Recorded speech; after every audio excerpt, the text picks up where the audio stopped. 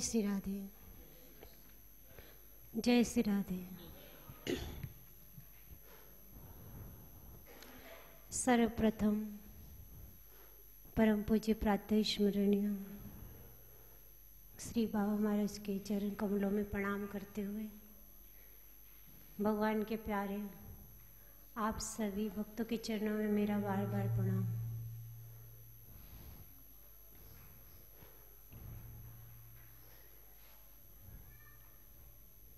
यद्यपि आप सभी हमसे श्रेष्ठ हैं ज्ञान में और हर तरह से, परंतु बड़ों की आज्ञा का पालन करना ही सबसे बड़ा धर्म है। आज्ञा समन सुसाहिब सेवा, बड़ों की आज्ञा का पालन करना सबसे बड़ा धर्म है, सेवा है। मात पिता स्वामी सिख पाले, चले कुपंथ पग परे न खाले। जो माता पिता गुरुजनों की आज्ञा का पालन करता है, अगर वो हमको कोई गलत भी मार्ग बता दे तब भी हमारा अगर सात्विक श्रद्धा है गुरुजनों के प्रति, बड़ों के प्रति, तो हमारा कभी अहित नहीं हो सकता है। तो बाबा महाराज की आज्ञा से जो कुछ दो चार शब्द उनके सत्संग से हमने ग्रहण किए वो आपके सामने बोलने का प्रयास कर रहे हैं, और उसमें कुछ गलती हो जाए तो अपने ही बच्चे समझ के क्षमा कर देना। वैसे प्रसंग तो चल रहा है नवधा भक्ति का, जो सप्तम स्कंद में बताया पहला जी ने। श्रवणम कीर्तनम स्मरण पाद सेवनम अर्चनम वंदनम दास सख्य और आत्म निवेदन।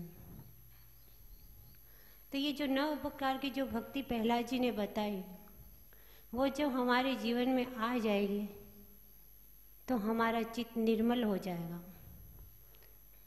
जब चित्त में सारे विकार नष्ट हो जाएंगे, चित्त निर्मल हो जाएगा, तो वो भगवान का प्यारा हो जाएगा।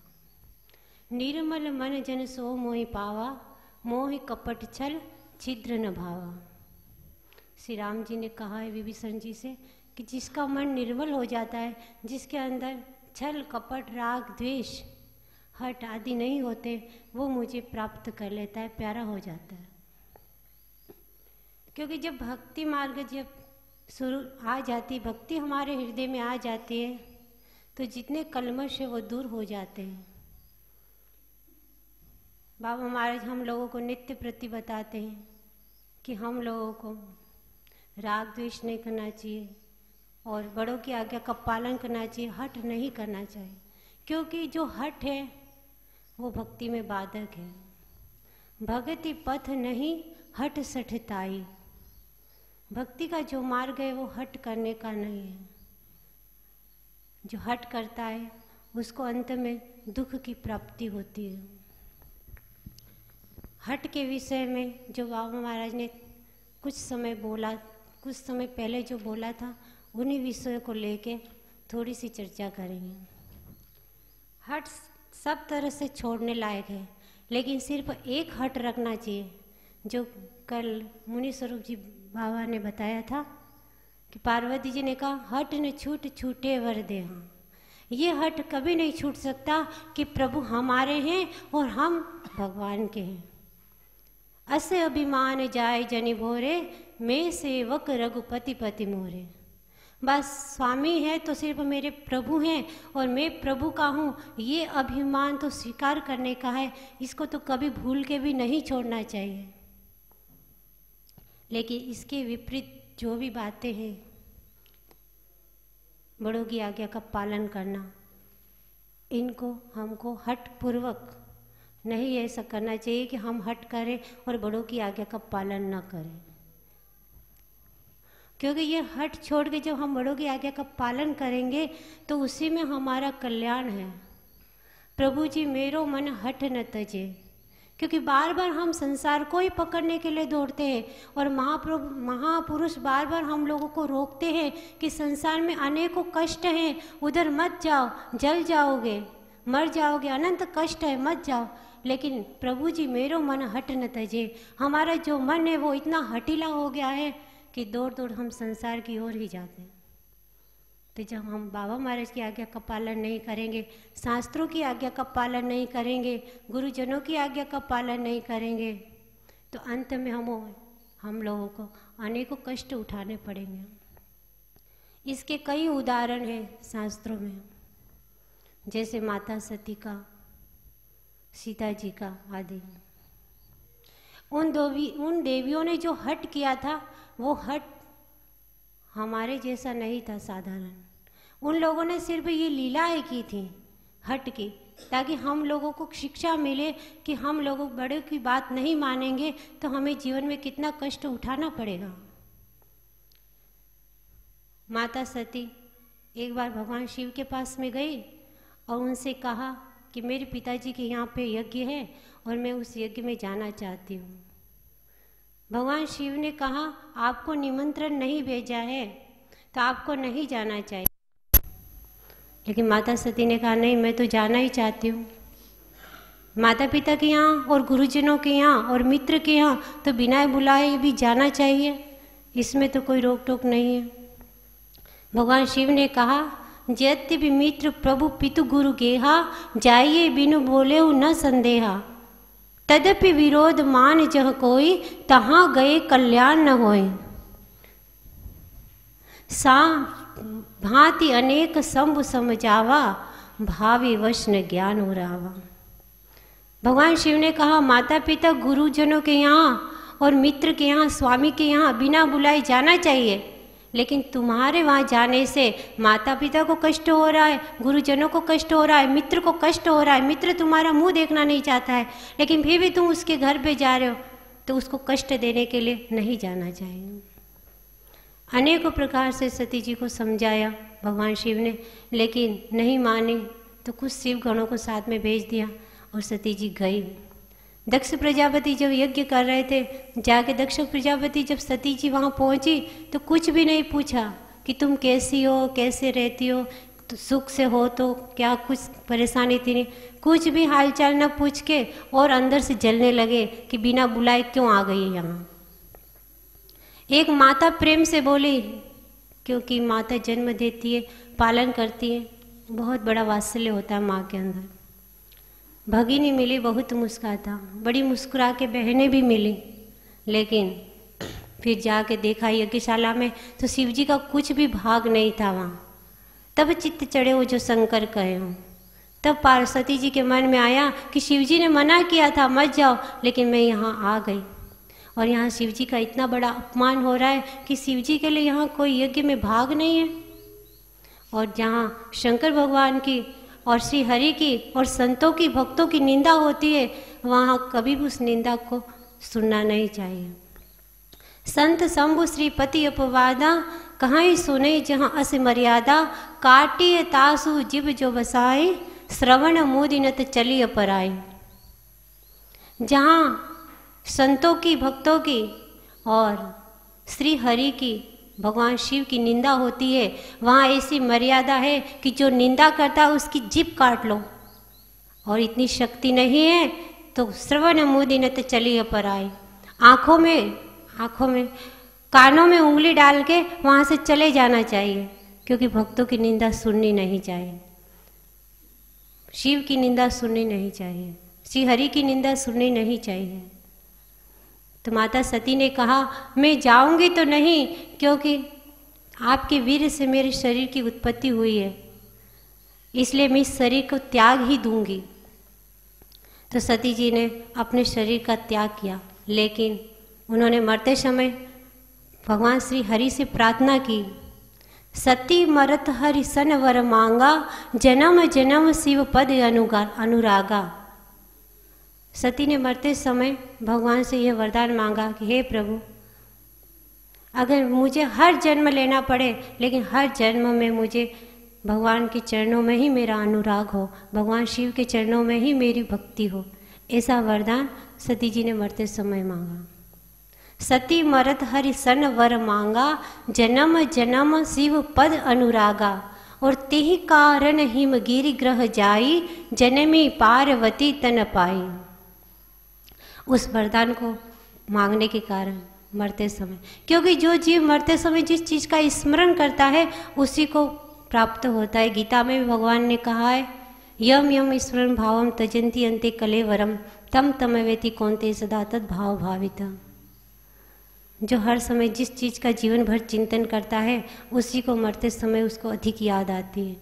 तो माता सती का तो जीवन भर उनका जो मन था भगवान के शिव के चरणों में ही रहता था, इसलिए उन्होंने मरते समय भगवान से यही वरन मांगा कि हर जन्म में मेरा जो प्रेम है भगवान के शिव के चरणों में ही रहे।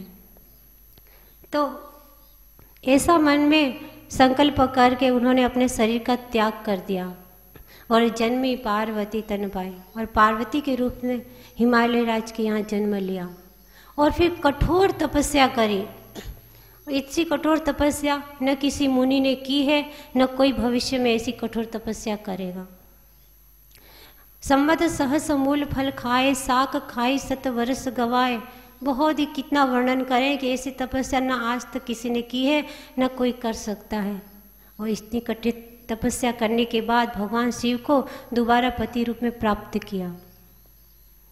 तो माता सती को अपना शरीर भी छोड़ना पड़ा और दोबारा जन्म लेना पड़ा और इतनी कठिन तपस्या करने के बाद फिर भगवान शिव की उनमें प्राप्ति हुई। तो इतना सब क्यों हुआ? क्योंकि उन्होंने थोड़ा सा हट किया था कि मैं दक्ष प्रजापति के यहाँ यज्ञ में जाना चाहती हूँ, पिताजी के यहाँ जाना चाहती हूँ। भगवान शिव ने मना किया, नहीं माने, तो उनको इतना कष्ट उठाना पड़ा। तो उनके हट का जो कारण है वो हम लोगों को साधारणतः नहीं लेना चाहिए, क्योंकि शिव अर्धनारीश्वर है। शिव और शक्ति दोनों अलग नहीं है, वो तो हम लोगों को शिक्षा देने के लिए ही लीला करते हैं। सीता और राम है, राधा और कृष्ण है, ये दो अलग नहीं है, ये सब दोनों एक प्राण दो देह हैं। परंतु हम साधारण जीवों को शिक्षा देने के लिए ही अनेकों लीलाएं करते हैं। माता सीता जब श्री राम जी को 14 वर्ष का वनवास हुआ, माता कैकेयी ने वरदान मांगा राजा दशरथ जी से, देहूँ एक वरद भरत ही टीका। पहला वरदान तो मांगा भरत जी का राज्याभिषेक हो जाए, और दूसरा वरदान मांगा तापस वेश विशेष उदासी 14 वर्ष राम वनवासी। 14 वर्ष के लिए श्री राम जी का वनवास मांगा, विशेष उदासी तपस्वी वेश में। तो श्री राम जी ने अपने पिता की आज्ञा का पालन करने के लिए 14 वर्ष के वनवास के लिए तैयार हो गए। जब माता सीता को पता चला कि प्रभु वनवास में जा रहे हैं, तो माता सीता आई और उन्होंने श्री राम जी को प्रणाम करके कहा कि प्रभु मैं आपके बिना नहीं रह सकती हूँ, मैं भी आपके साथ में चलूँगी। तो श्री राम जी ने कहा, आपन मोर नीक जो चहो, वचन हमार मान ग्रह रहो। मेरा और अपना हित चाहती हो तो मेरा वचन मानो और घर में रहो। कि सास ससुर के सास ससुर पर पंकज पूजा, कर नारी धर्म नहीं दूजा। सास ससुर की सेवा करना और इस सब विधि भामिनी भवन भलाई, सब मैंने तुमको घर में अयोध्या में रहने में ही तुम्हारा सब प्रकार से कुशल है, मंगल है, भलाई है, हित है। और अगर तुम हट करोगी, जो हट करो प्रेम बस बामा, तो तुम दुख पाओ परिणामा। अगर हट करोगी और मेरे साथ में वन में चलोगी तो परिणाम में आपको बहुत बड़ा कष्ट उठाना पड़ेगा। तो अत्यंत प्रेम था भगवान श्री राम के बिना एक पल भी वो रह नहीं सकती थी, और ये लीला करने के कारण वो उनके साथ में चल दी। फिर क्या हुआ? अनंत कष्ट उठाना पड़ा, सीता जी का हरण हुआ, अग्नि परीक्षा हुई, और जब आए तो फिर जब गर्भवती थी ऐसी अवस्था में उन्होंने राज्य को छोड़ के जाना पड़ा, अयोध्या को छोड़ के जंगलों में जाना पड़ा और जीवन भर दुख उठाना पड़ा। श्री राम जी की बात मान लेती तो इतना कष्ट नहीं उठाना पड़ता। तो क्या राम और सीता कोई अलग थे? उन्होंने कष्ट उठाना पड़ा? उन्हें तो कोई कष्ट नहीं उठाना पड़ा, क्यों गिरा रथ जल बीच सम, कहियत भिन्न न भिन्न, और वंदो सीता राम पद जिन्हें परम प्रिय खिन्न। सीता और राम जी कोई अलग नहीं है, वो तो एक ही है, लेकिन लीला की दृष्टि से। जैसे उन्होंने श्री राम जी ने समझाया था, कथा के उदाहरण से समझाया था, हट बस सब संकट सहे, गालव नहुष नरेश। राजा नहुष जो थे वो हट के कारण ही पृथ्वी पे आ गए थे, इंद्र बनने के बाद भी। सची को प्राप्त करना चाहते थे, इंद्र की पत्नी को। और जो गालव ऋषि थे वो भी हट के कारण आज भी कष्ट उठा रहे। बाबा महाराज ने एक कथा सुनाई थी कि गालव जो ऋषि थे वो जल में स्नान करने के बाद सूर्य को जल दे रहे थे। अंजलि में जल भरा हुआ था, सूर्य को जल दे रहे थे। आकाश मार्ग से चित्ररथ नाम के जो गंधर्व थे वो अपने विमान में बैठ के जा रहे थे।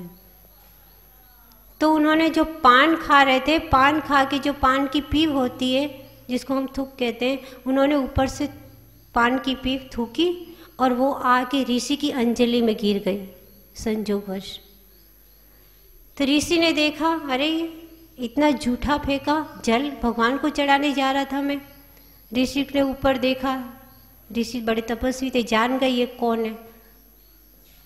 तुरंत वहां से नदी से निकले ऋषि और द्वारिका में भगवान कृष्ण के पास पहुंचे और भगवान कृष्ण से जाके कहा कि आपके राज्य में इतना अत्याचार हो रहा है, साधु संतों को इतना बड़ा कष्ट हो रहा है, इतना अपमान हो रहा है संतों का।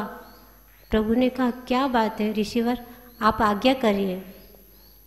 क्योंकि पहले के जो राजा होते थे वो तपस्वी और भक्तों की बातों का बहुत जल्दी बात मानते थे, उनका समर्थन करते थे, भक्तों की बातों का, उनको कष्ट नहीं देते थे संतों को, भक्तों को।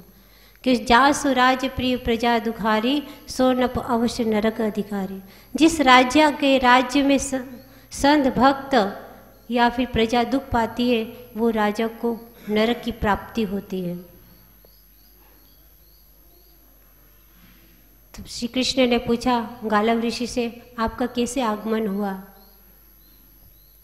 गालव ऋषि ने कहा कि आपके राज्य में एक ऐसा चित्ररथ नाम का जो गंधर्व है, उसने ऊपर से विमान से मेरी अंजलि में थूक दिया पान का पीप।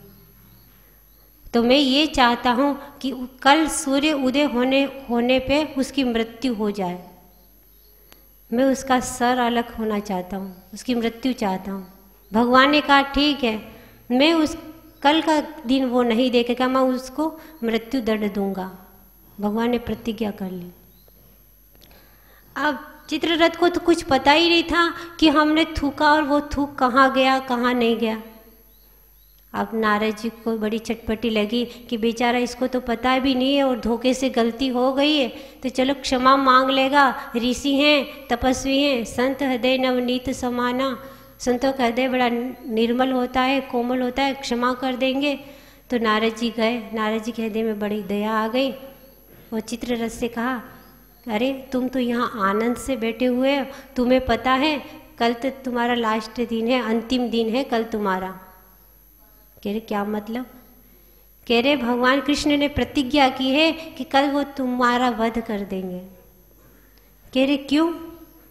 तो नारद जी ने सब बात बताई कि ऐसे ऐसे तुमने राजा गालव ऋषि की अंजलि में थूक दिया था विमान से, तो ये ऐसे प्रतिज्ञा की है। अब चित्ररथ घबराने लगे, अब मैं क्या करूं, कैसे प्राण बचे। नारद जी आप ही कुछ बताइए। नारद जी ने कहा, देखिए भगवान कृष्ण की जो बहन है सुभद्रा जी, आप उनके पास चले जाइए।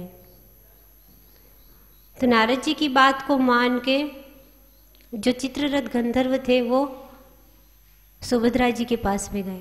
सुभद्रा जी ने उनका स्वागत किया, क्योंकि जो संत होते हैं वो किसी के द्वार जाते हैं, कहीं जाते हैं तो समझो कोई तीर्थ ही उनके द्वार पर आ गया है।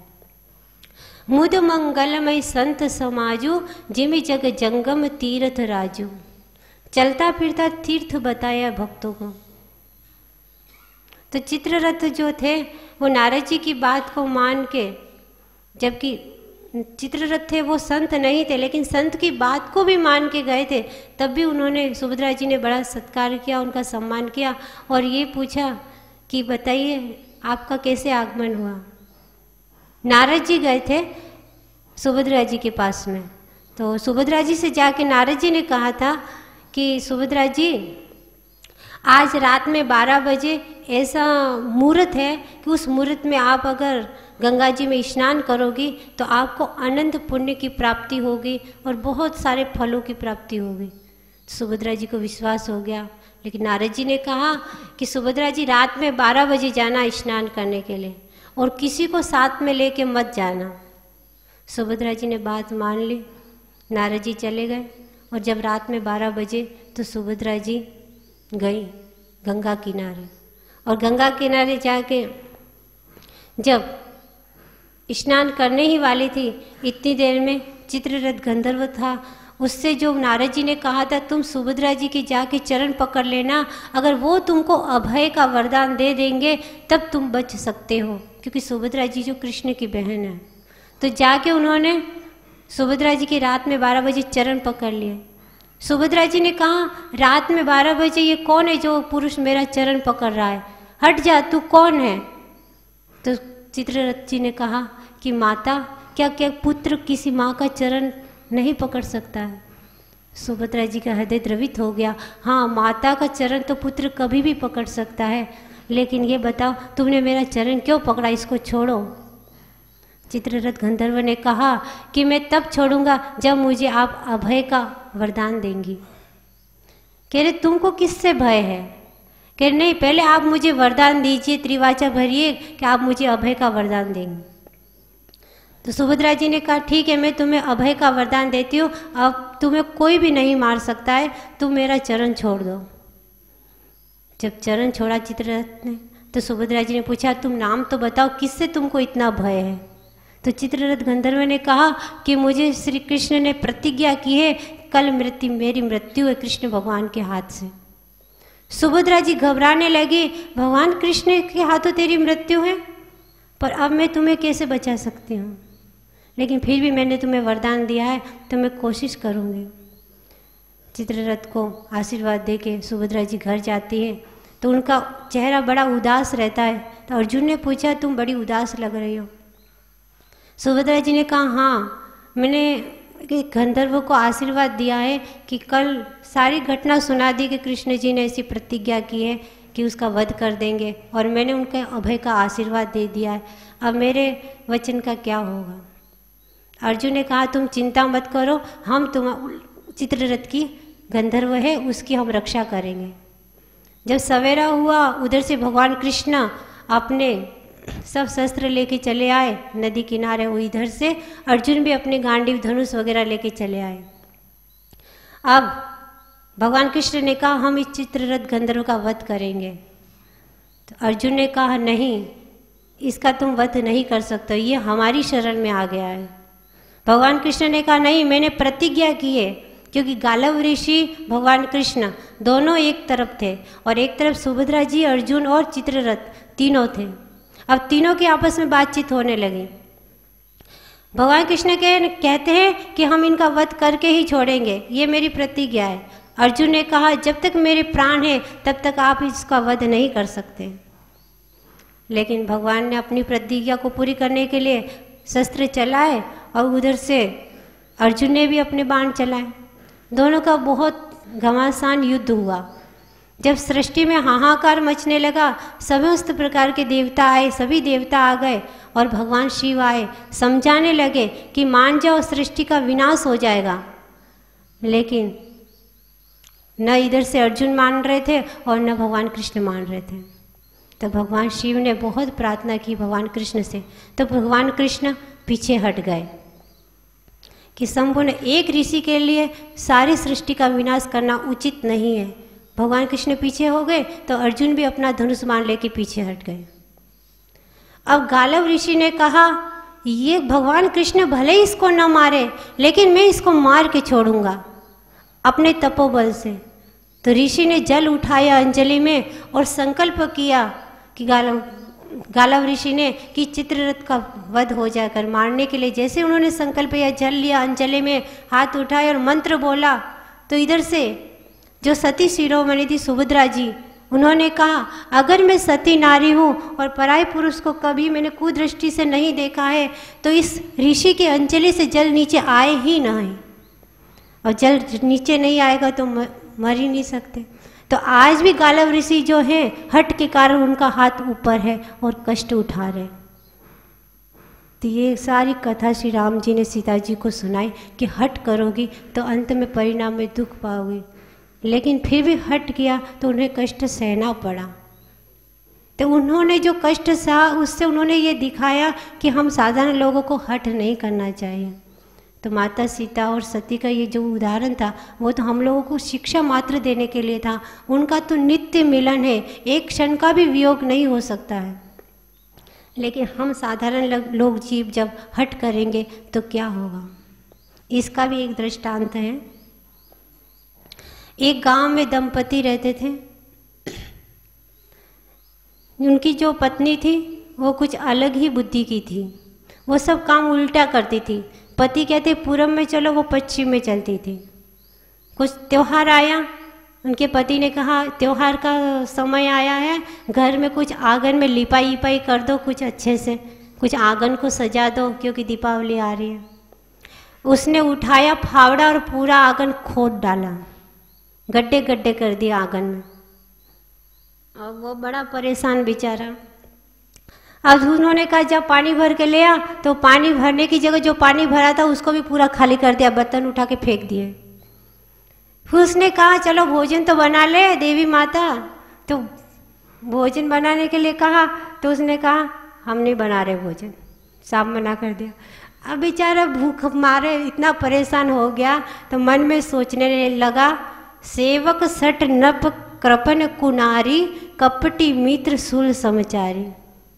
ये चारों त्यागने योग्य हैं। कपटी मित्र होता है और मूर्ख सेवक होता है। जैसे एक राजा के यहाँ पे एक सेवक था और राजा ने कहा था तुम रात में मुझे पंखा करना, तो पंखा करने की सेवा दी। राजा सो रहे थे और एक मक्खी आई राजा की नाक पे बैठ गई। तो उस सेवक ने कहा अरे मक्खी, बड़े बड़े राजा लोग आके हाथ सर झुकाते हमारे महाराज सामने, और तेरी इतनी बड़ी हिम्मत जो हमारे स्वामी के नाक के ऊपर बैठ गई।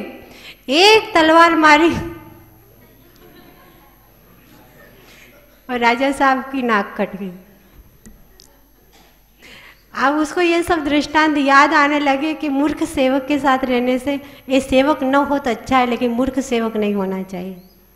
कपटी मित्र सुर समझा नारी, सेवक सठ नप कृपन कुनारी। कंजूस राजा है, धन गड़ा है लेकिन परोपकार में नहीं लगाता है, देश की सेवा में नहीं लगाता है, और सारा काला धन भ्रष्टाचार के बहुत आजकल निकल रहे हैं। तो इकट्ठा करता है विदेश में जाके धन को, लेकिन जनता की सेवा में नहीं लगाता है कि ऐसे राजा को छोड़ देने में ही भलाई है। और जो ऊपर से मित्रता दिखाता है और अंदर से कपट करता है, ऐसे कपटी मित्र को भी छोड़ देना चाहिए। कपटी मित्र सुर समचारी। तो सेवक सठ नप कपन कुनारी, ये कुनारी मिल गई थी तो बड़ा दुखी था बेचारा, तो कैसे इसका पीछा छूटे, छोड़ भी नहीं सकता था। एक दिन क्या हुआ, सोमवती अमावस्या आई, उसने कहा मैं गंगा जी जा रहा हूँ लेकिन ऐसे करो तुम घर में ही रहो, मेरे साथ मत चलना। उसने कहा मैं तो चलूँगी, क्योंकि वो उल्टा ही करती थी। नहीं नहीं तुमको नहीं ले चलूँगा। उसने कहा कैसे नहीं ले चलोगे, वो पहले ही जाके गाड़ी में बैठ गई। अब दोनों गंगा जी किनारे जाके पहुँचे तो उनके पति ने कहा ठीक गंगा जी तो आ गए लेकिन गंगा जी में पानी बहुत गहरा है, तुम स्नान मत करना। तो कह नहीं मैं तो करूँगी। तो ठीक है स्नान करो लेकिन किनारे पे बैठ के करना, नदी के बीच में मत जाना नहीं तो बह जाओगे। उसने कहा नहीं मैं तो नदी के बीच में जाके ही नहाऊंगी। नहीं मानी, गई गंगा जी के बीच में और बह गई। तो हट का किया तो अंत में परिणाम क्या हुआ, उस गंगा जी में प्राण छूट गए उसके, और वो भी सुखी हो गया। तो इसी प्रकार जब हम बड़ों की आज्ञा का पालन नहीं करेंगे, गुरुजनों की आज्ञा का पालन नहीं करेंगे, बाबा महाराज हम लोगों को दिन रात समझाते हैं कि संसार में मत जाओ, भगवान को पकड़ो। अगर हम भगवान को नहीं पकड़ेंगे और बार बार संसार को ही पकड़ेंगे तो हमको भी अनंत कष्ट की प्राप्ति होगी। इसलिए हमारी भलाई इसी में है कि हमें बाबा महाराज की आज्ञा का पालन करके, शास्त्रों की आज्ञा पालन करके नित्य भगवान के भजन में लगे रहना चाहिए। जय श्री राधे।